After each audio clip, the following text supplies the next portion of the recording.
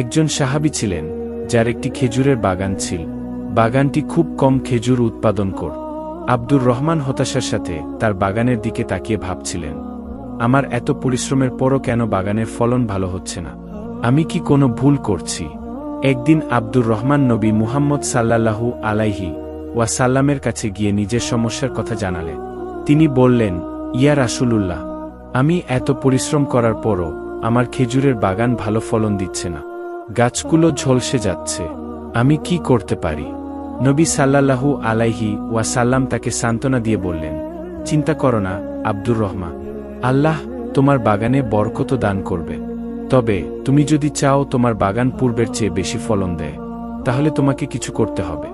আব্দুর রহমান উৎসাহের সাথে জিজ্ঞেস করলেন, কি করতে হবে ইয়া রাসূলুল্লাহ? নবী সাল্লাল্লাহু আলাইহি ওয়াসাল্লাম তখন বললেন, তুমি নিয়মিত তোমার বাগানের যত্ন নেবে, দরিদ্রদের খেজুর দান করবে এবং সর্বদা আল্লাহর উপর ভরসা করবে। এরপর নবী সাল্লাল্লাহু আলাইহি ওয়াসাল্লাম একদিন আব্দুর রহমানের বাগানে এলেন এবং পরিদর্শন করলেন। তিনি দোয়া করলেন এবং গাছগুলোতে পানি দিলেন। একটি খেজুর গাছে হাত রেখে তিনি বললেন, এই গাছ থেকে শুরু করে সারা বাগানে বরকত নেমে আসুক।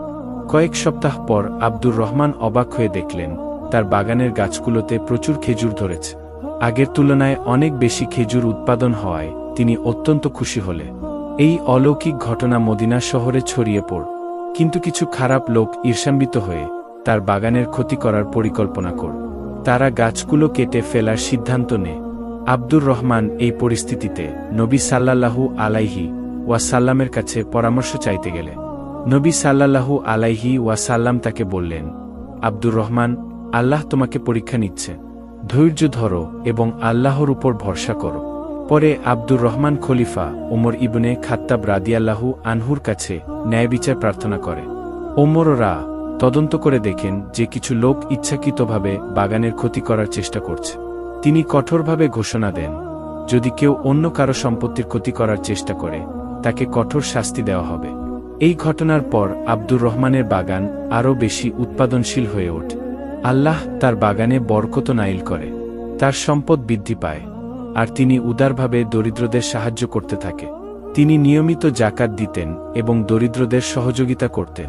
তিনি সবসময় বলতেন, আল্লাহ আমাদের যা দান করেছেন আমরা তা দিয়ে অন্যদের সাহায্য করব, তোমরা কৃতজ্ঞ থাকো।